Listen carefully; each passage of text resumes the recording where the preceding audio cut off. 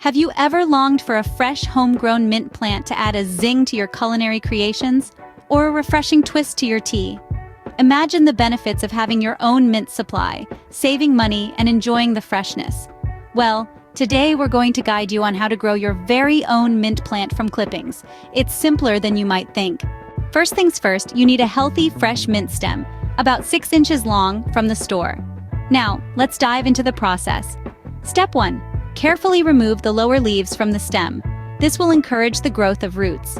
Once you've done that, place the stem in a glass of water. Step 2. Find a sunny spot for your mint to be. A windowsill often does the trick. Be sure to change the water every few days to keep your mint stem fresh and happy. Step 3. Patience is key. Wait for roots to grow. This usually takes about 2 weeks. You'll know it's time for the next step when you see roots that are about 1 inch long. Step 4. Now, it's time to plant. Choose a pot with good drainage and fill it with high-quality potting soil. Plant your rooted mint stem in the soil and gently firm the soil around it.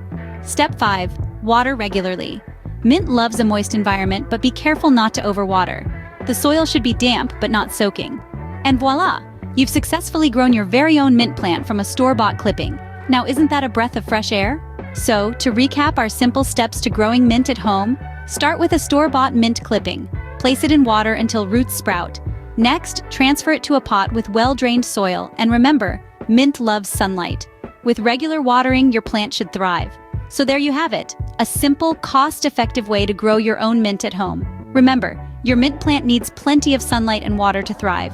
And don't forget to subscribe to our channel and give this video a thumbs up if you found it helpful. Happy gardening!